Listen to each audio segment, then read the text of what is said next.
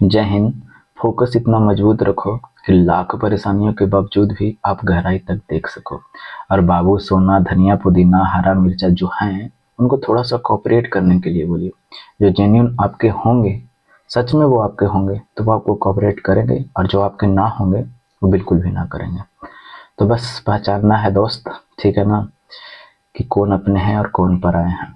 तो चलिए आगे बढ़ते हैं। तो आज का मोटिवेशनल कोट क्या है कि अपनी ताकत पर विश्वास करो और उधार की ताकत आपके लिए घातक हो सकती है।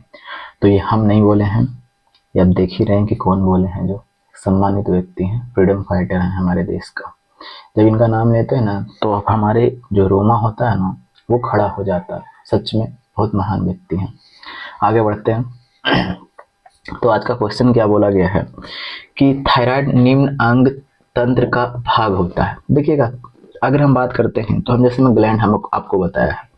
ग्लैंड मतलब क्या होता है तो कहे कि ग्रंथि। ग्रंथि बताया है ना तो कहे कि हाँ बताया तो है, फिर भी हम बात बताते हैं। देखिएगा, ग्रंथि की बात करते हैं तो ग्रंथि दो तरह का होता है। कहे कि क्या बात कर रहे हैं, देखिए हाँ हाँ बात कर रहे हैं वही। एक होता है बाह्य स्त्रावी ग्रंथि, वाह स्त्रावी ग्रंथि, और एक क्या होता है तो कहे कि अंतः स्त्रावी ग्रंथि। अच्छा, बिल्कुल सही सोच रहे हैं आप, अंतः स्त्रावी ग्रंथि। अब जानते हैं ये ग्रंथि से दो तरह की चीजें निकलते हैं। एक निकलता है एंजाइम निकलता है, ठीक है, और एक क्या निकलता है तो एक निकलता है हार्मोन निकलता है। अब जानते हैं आपके दिमाग में एक चीज घूमेगा कि अच्छा अच्छा एक मिनट, बाह्य स्त्रावी ग्रंथि से क्या निकलता है और अंतःस्त्रावी ग्रंथि से क्या निकलता है। तो ग्रंथि से निकलता है ना तो कहिए कि हाँ हाँ बिल्कुल सही बात सोच रहे हैं। तो बाह्य स्त्रावी ग्रंथि से क्या निकलता है तो बाह्य स्त्रावी ग्रंथि से एंजाइम निकलता है, ठीक है। तो अंतःस्त्रावी ग्रंथि से क्या निकलेगा तो इससे हार्मोन निकलेगा। समझ में आया? कोई दिक्कत तो नहीं है? तो नहीं, अच्छे तरीके से समझ में आ रहा है। तो हमने आपको एक चीज भी बताया था कि बाह्य स्रावी ग्रंथि में आपको क्या, जैसे मैं श्वेत ग्रंथि की अगर हम बात करते हैं, श्वेत ग्रंथि की बात करते हैं, जो पसीना जो आपका आता है ना यही श्वेत ग्रंथि से आता है, ठीक है। आंख में जो कीचड़ वगैरह हो जाते हैं वो भी इसी से आते हैं, ठीक है। ये बाह्य स्रावी ग्रंथि है। बात करते हैं आप यकृत की बात करते हैं, जिसको लीवर आप बोलते हैं ना, ये सबसे बड़ा ग्रंथि जो है ये बाह्य स्रावी ग्रंथि है, ये सबसे बड़ा ग्रंथि है, ठीक है। अच्छा, और भी होते हैं, ऐसा नहीं कि सिर्फ इतना ही है, और भी होते हैं। अब आपके दिमाग में एक चीज घूमेगा कि अच्छा अच्छा अच्छा ठीक है, तो अंतःस्रावी ग्रंथि कौन कौन सा है। देखिएगा, अंतःस्रावी ग्रंथि की बात कर देते हैं। जैसे में आपने पीयूष ग्रंथि के नाम सुना है तो कहिए हाँ पीयूष ग्रंथि। अच्छा, फिर उसके बाद में थायराइड ग्रंथि की बात कर रहे हैं, थायराइड ग्रंथि। फिर उसके बाद में थाइमस ग्लैंड यानी थाइमस ग्रंथि। और भी बहुत सारे चीज होते हैं, हाइपोथैलेमस, हाइपोथैलेमस।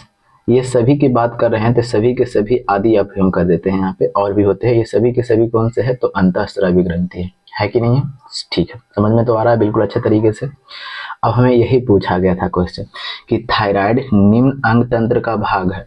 तो देखिएगा, थायराइड की बात कर देते हैं तो हमने यहाँ पे थायराइड को लिखा है, लिखा है कि नहीं लिखा है, दिखाई पड़ रहा है ना, देखिए हाँ, ठीक है। अब तो आप बताइए क्या पाचन का हिस्सा ये है? अरे भैया ये ग्रंथि है, देख रहे हैं ना यहाँ पे आपको दिखाई पड़ रहा होगा क्या है तो कि ये ग्रंथि है, ग्रंथि। देख रहे हैं ना ये ग्रंथि यहाँ पे लिखा गया है। तो कहिए कि ठीक है, तो पाचन तो खत्म हो गया, प्रतिरक्षित भी खत्म हो गया। अंतःस्रावी ग्रंथि में हमने यहाँ पे लिखा है अंतःस्रावी ग्रंथि, है ना, में आपको थायराइड। समझ में आया? तो इस तरीके से सीक्वेंस ढंग से आपको, सिस्टमेटिक ढंग से आपको पढ़ना है और रेगुलरिटी को मेंटेन करके रखिएगा। 4 दिन पढ़ लीजिएगा, 2 दिन ना पढ़िएगा तो खुद को 30 मार खा मत समझिएगा, ठीक है। थोड़ा थोड़ा पढ़िए, थोड़ा थोड़ा, जितना हो सके, लेकिन थोड़ा थोड़ा पढ़ते रहिए। ऐसा नहीं कि 5 दिन पढ़ा छोड़ दिया, कुछ फायदा नहीं होगा दोस्त। समझ में आ गया? आगे बढ़ते हैं। अगला क्वेश्चन क्या बोला गया है कि शॉल्क टीका किसके लिए होता है। अच्छा, जैसे हम बताते हैं, जोनास सोल का नाम सुने हैं? जोनास सॉल का नाम सुने हैं आप तो कहे कि हाँ ये तो सुने हैं। तो जोनास सॉल की बात कर देते हैं तो इन्होंने टीका का खोज किया था। तो पूछे किस किस का टीका का, तो ये पोलियो का टीका का। तो यहाँ तो समझ में आ गया कि पोलियो के टीका का खोज करता है, उसी से संबंधित कौन है, ये पोलियो है। तो जोनास सॉल सिर्फ शॉर्ट नाम लिख दिया है, लास्ट वाला नाम लिख दिया है, ठीक है। तो इसका तो आंसर मिल गया आपको क्या, तो कहिए कि ये टीका पोलियो के टीका से संबंधित है। पोलियो किससे होता है तो कहिए कि ये तो भैया वायरस से होता है। किससे होता है तो कहिए कि वायरस से होता है, ठीक है। अब यहाँ पे आपको एक क्वेश्चन यहाँ पे पूछा गया है, टाइफाइड को देख लेते हैं, ठीक है। तो टाइफाइड की अगर बात कर देते हैं तो ये होता किससे है, तो देखिए अगर होता की बात कर देते हैं तो टाइफाइड होता किससे, तो कहिए कि जीवाणु से होता। किससे होता है? तो कहिए कि ये जीवाणु से होता है। तो कौन सा जीवाणु? तो जीवाणु की बात बोलते हैं तो साइलोनेमा टाइफी, साइलोनेमा टाइफी, साइलोनेमा टाइफी, ठीक है। टाइफी नामक जीवाणु से क्या होता है? ये टाइफाइड होता है। अच्छा, टाइफाइड होता कैसे? जैसे में आप खराब पानी वगैरह पीते हो ना, गंदा पानी पानी वगैरह ये सब, तो उससे टाइफाइड होता है। इससे प्रभावित क्या होता है? तो प्रभावित की अगर बात बोलते हैं तो प्रभावित क्या होता है? तो टाइफाइड से आपको आंत प्रभावित होता है, ठीक है। ठीक है, समझ में आ गया? अच्छी बात है। एक टाइफाइड को एक और अन्य नाम की अगर बात करते हैं तो अन्य नाम क्या है? देखिएगा, अन्य नाम इसका क्या है? तो कहेगी इसे मियादी बुखार भी बोला जाता है। क्या बोला जाता है? तो कहेगी मियादी बुखार बोला जाता है। टाइफाइड से क्या, टाइफाइड का एक अन्य नाम क्या है? तो कहेगी मियादी बुखार। इसकी जांच के लिए एक टेस्ट किया जाए। जैसे में किसी व्यक्ति को टाइफाइड हुआ है तो कौन सा टेस्ट किया जाएगा? तो उस टेस्ट का नाम क्या है? तो कहेगी वीडल टेस्ट। उस टेस्ट का नाम क्या है? तो कहेगी वीडल टेस्ट। इसका जांच किया जाता है, तब पता चलता है कि उस व्यक्ति को क्या हो चुका है? टाइफाइड हो चुका है। समझ में आ गया? अब बात करते हैं मलेरिया की। देखिएगा, मलेरिया की जब हम बात कर रहे हैं तो मलेरिया किससे होता है? तो कि ये प्रोटोजोआ से होता है, प्रोटोजोआ से होता है, ठीक है। तो कौन सा प्रोटोजोआ? तो प्लाज्मोडियम होता है, ठीक है। प्लाज्मोडियम, प्लाज्मोडियम प्रोटोजोआ होता है उससे। तो इसका वाहक कौन है? होता तो इससे है, लेकिन इसकी वाहक की बात कर रहे हैं, यानी जो जिससे होता है वाहक की बात कर देते हैं तो मादा एनाफिलीज मच्छर से होता है। मादा एनाफिलीज नामक मच्छर से होता है। मादा समझ रहे हैं ना? स्त्री, स्त्री माना लिख दिया हमने, मादा, मादा, ठीक है। मादा एनाफिलीज मच्छर से होता है, ठीक है। मादा एनाफिलीज मच्छर से होता है। यहाँ तक तो कोई दिक्कत? तो कहे कि नहीं, कोई दिक्कत नहीं है, समझ में भी आ रहा अच्छा तरीके से। होता किससे है? तो प्रोटोजोआ से होता है। प्लाज्मोडियम नामक प्रोटोजोआ होता है। वाहक इसका कौन है? तो मादा एनाफिलीज मच्छर इसका वाहक है, ठीक है। अब बात करते हैं ये मलेरिया का टीका का खोज तो कोई ना कोई तो किया होगा। तो कहिए कि हाँ, टीका का खोज तो कोई किया है। तो उसका नाम क्या है? तो ये नाम पूछा जाता है। तो इसका नाम की बात करते हैं तो रोनाल्ड रॉस। कौन है? तो कहेगी रोनाल्ड रॉस इसके खोज करता है। समझ में आ गया? और पोलियो का तो देखनी है, जोनास साल्क, ठीक है। चलिए, अब एक और बच गया आपके सामने, टिटनेस का। तो टिटनेस की अगर हम बात करते हैं तो इसे थोड़ा मिटा देते हैं, ये वाला। देखिएगा, टिटनेस की जब हम बात करते हैं तो टिटनेस होता किससे है? तो देखिएगा, ये भी बैक्टीरिया से होता है, यानी किससे? तो जीवाणु से होता है। तो टिटनेस की अगर हम बात करते हैं तो टिटनेस को धनुष टंकार रोग भी बोला जाता है। कौन सा रोग? तो यह कि धनुष टंकार रोग। अच्छा, ऐसा क्यों? टंकार रोग ऐसा क्यों? क्योंकि जो इससे टिटनेस का इलाज होता ना है तो मरीज को दोनों हाथ पैर को बांध दिया जाता है, पैर को बांध दिया जाता है, काफी जोर से ये उछलता है, मतलब कि छटपटाता है, ठीक है। और इसको जब इलाज होता है तो इसको अंधेरे रूम में रखा जाता है, ठीक है, दोनों तरफ बांध दिया जाता है ये टिटनेस वाले मरीज को, ठीक है। बेड पर ही दोनों पैर हाथ को बांध दिया जाता है और इसे अंधेरे रूम में क्या किया जाता है? इलाज किया जाता है, ठीक है। इसे लॉक जॉ भी कहते हैं, लॉक जॉ, इसे लॉक जॉ भी कहते हैं, ठीक है। इसे कौन सा एक और नाम संख्या है, लॉक जॉ भी कहते हैं, ठीक है। तो यहाँ तक आपको ध्यान में रखना है। समझ में आ गया? तो कोई दिक्कत तो नहीं है। चलिए आगे बढ़ते हैं, अगले पर चलते हैं। अगला क्वेश्चन क्या बोला? स्क्रीनशॉट तो ले लिया होगा आपने। चलिए अगला क्वेश्चन पर देखते हैं। अगला क्वेश्चन क्या बोला गया है कि निम्न में से कौन एक प्रतिजैविक है? अब देखिएगा, जब हिंदी पता नहीं चले ना तब अंग्रेजी को आपको प्रेफरेंस देना है, ठीक है। देखिएगा, प्रतिजैविक की बात करते हैं तो प्रतिजैविक का अर्थ होता है, मतलब इसका अंग्रेजी की बात करते हैं तो एंटीबायोटिक होता है। क्या होता है? तो कहिएगा एंटीबायोटिक होता है। तो एंटीबायोटिक होता क्या है? जैसे में ये हानिकारक जो आपको बैक्टीरिया होते हैं ना, जो हानिकारक बैक्टीरिया होते हैं, हानिकारक बैक्टीरिया, तो हानिकारक बैक्टीरिया को ये क्या करता है? खत्म कर देता है। और जो वृद्धि जो होता है, ये वृद्धि की दर को क्या कर देता है? तो वृद्धि दर को कम कर देता है। कौन? प्रतिजैविक, यानी एंटीबायोटिक जो होगा सो, ठीक है। यहाँ तो समझ गया एंटीबायोटिक होता क्या है? हानिकारक बैक्टीरिया को ये लपेट देता है अच्छे तरीके से और वृद्धि दर को क्या कर देता है? कम कर देता है, ठीक है। अब देखिएगा, फिनॉल की बात कर देते हैं। तो फिनॉल जो है ना, ये एंटीबायोटिक नहीं है। तो ये है क्या? तो ये कि एक कीटनाशक है, कीटनाशक है। जैसे मैं फिनॉल को आप घर वगैरह, घाव वगैरह धोने वगैरह में भी आप काम करते हैं, घर वगैरह में भी आपको देखते होंगे कि डाल करके धोया जाता है, हॉस्पिटल वगैरह में आप देखे होंगे। फिर जख्म वगैरह जो होता है उसको भी धोने में काम किया जाता है। तो ये क्या है, कीटनाशक है, तो प्रतिजैविक है नहीं तो खत्म हो गया। नियासिन की बात कर देते हैं, तो भैया ये तो विटामिन है ना, ये क्या है, तो ये तो विटामिन है ना, विटामिन B3 का नाम आता है नियासिन। तो ये तो ऐसे भी खत्म हो गया। कैरोटीनोइड जो की बात कर देते हैं, तो ये नेचुरल पिगमेंट है, ठीक है। ये क्या है, तो कहे कि नेचुरल पिगमेंट है। तो अच्छा, नेचुरल पिगमेंट यानी प्राकृतिक वर्णक है, प्राकृतिक यानी जो रंग देता है ना वो है, मतलब रंग रंग मतलब कि जो कौन सा फल का कैसा रंग होगा, ये पौधों में, शैवाल में, इस सब में पाया जाता है। तो यानी ये क्या है, प्राकृतिक पिगमेंट है। तो ये भी खत्म हो गया। अब आपके सामने एक ही आंसर बच रहा है, वो है क्या, तो ऑप्शन नंबर बी। अगर लेकिन आंसर पता है, आंसर इसका ऑप्शन नंबर 4 देता है। बट हम इसको रिसर्च वगैरह भी किया, ठीक है, तब हमें इस आंसर पर पहुंचे हैं, ठीक है। तो आंसर कौन सा होता है, सल्फानीलेमाइड होता है। कौन सा होता है, तो कहे कि सल्फानीलेमाइड होता है, ठीक है। चलिए आगे बढ़ते हैं, अगले पर चलते हैं। तो इसका आंसर तो आपके सामने हो गया। आंसर बुक में ये देता है, ठीक है, बट हमने आंसर को सर्च किया, हमें शक लग रहा था, फिर सर्च वगैरह किया, तब हमें यहाँ पे पहुंचे हैं, ठीक है। चलिए आगे बढ़ते हैं। इसमें भी यही हाल है। आंसर इसमें भी थोड़ा हमें झोल लग रहा था, फिर इसका भी हमने रिसर्च वगैरह किया, तब हम पहुंचे हैं कहाँ तक जो बताते हैं। अब देखिएगा, प्राकृतिक, जैसे में ये वनस्पति तेल से वनस्पति घी बनता है, तो कैसे बनता है, पहले इस चीज़ों को समझते हैं, ठीक है। देखिएगा, वनस्पति तेल जो है, वनस्पति तेल, वनस्पति तेल से, वनस्पति तेल को हाइड्रोजन के साथ निकेल उत्प्रेरक की उपस्थिति में, ठीक है, निकेल जो धातु होता है, उत्प्रेरक की उपस्थिति में जब इसको हम गर्म करते हैं, मतलब रिएक्शन करवाते हैं, तो हमको वनस्पति घी प्राप्त होता है। क्या प्राप्त होता है, तो कहे कि वनस्पति घी प्राप्त होता है। यहाँ तक तो कोई दिक्कत, तो कहे कि नहीं, ये रिएक्शन में पूछा जाता है। अब इसमें हाइड्रोजन का उपयोग किया गया है, ठीक है, तो इसलिए हाइड्रोजनीकरण भी इसे बोला जाता है, हाइड्रोजनीकरण भी इसे कहा जाता है। कोई दिक्कत, तो कहे कि नहीं, कोई दिक्कत नहीं है, ठीक है। अब देखिएगा,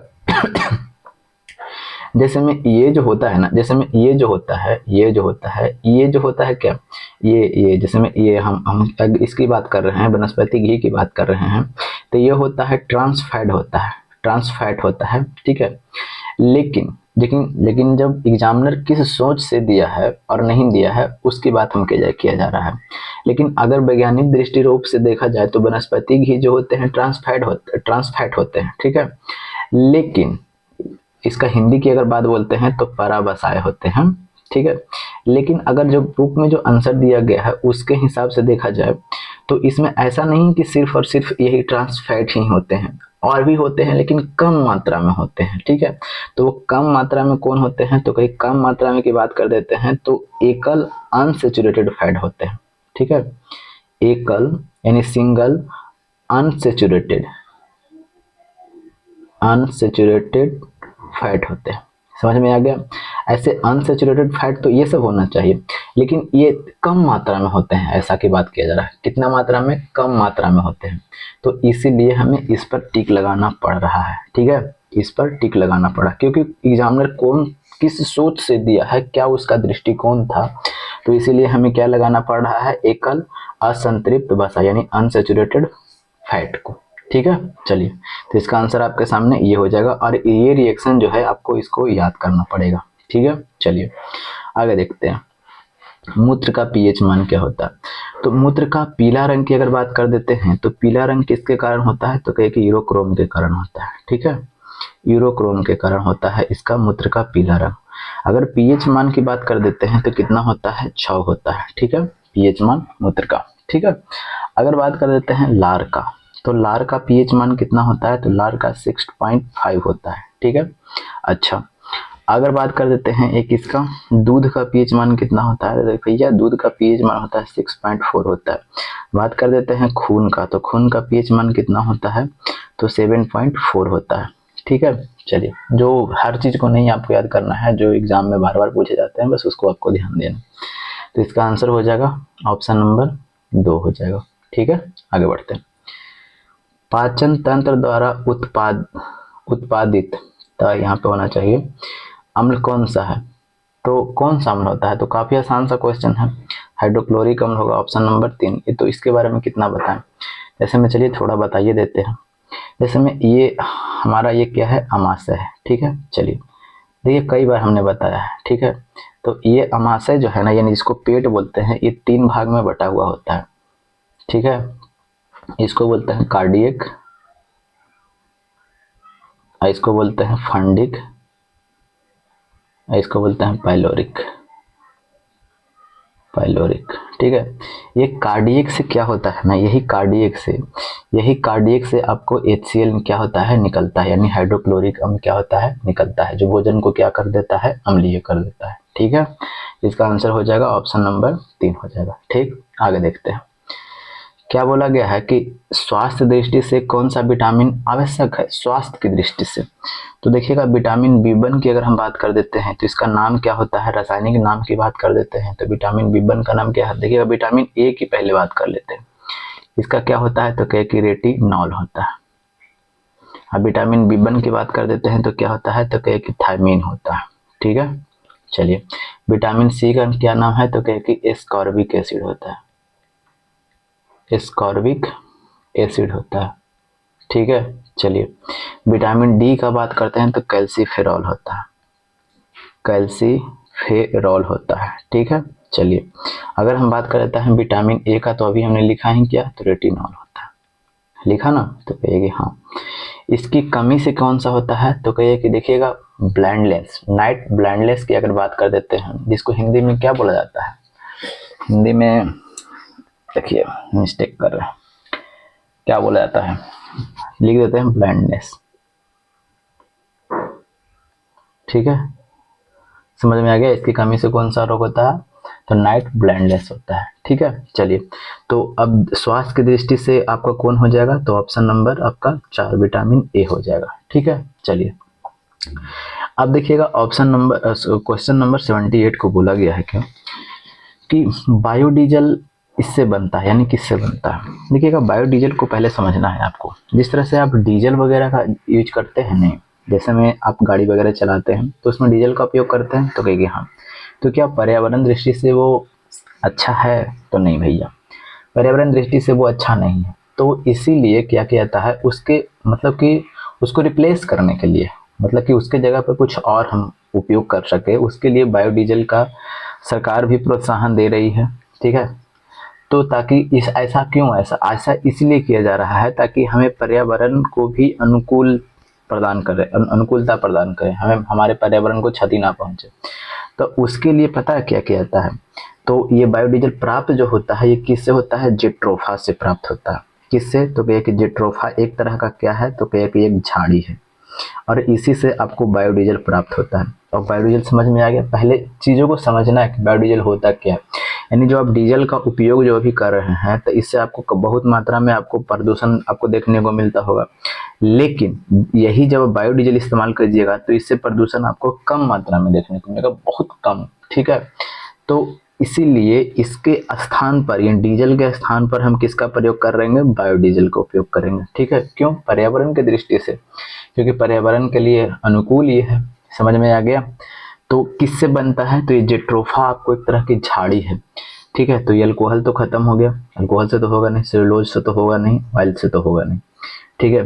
तो अब ये घास जो है, यहाँ पे जेट्रोफा घास होना चाहिए था, ठीक है, जेट्रोफा घास होना चाहिए था, ठीक है, तब ये जाकर के सही आंसर बनता। ऐसे केवल घास से, नॉर्मल घास को भी हम अथी कर सकते हैं ना, सोच सकते हैं, तो इसीलिए इसका जेट्रोफा घास होगा।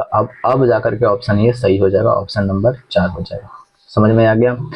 तो यहीं तक था, ऐसे छोटे छोटे हम वीडियो लेकर के आते रहेंगे, क्योंकि हमें भी थोड़ा सा रनिंग करना रहता है, तो थोड़ा सा मजबूरी तो आप समझ ही रहे होंगे।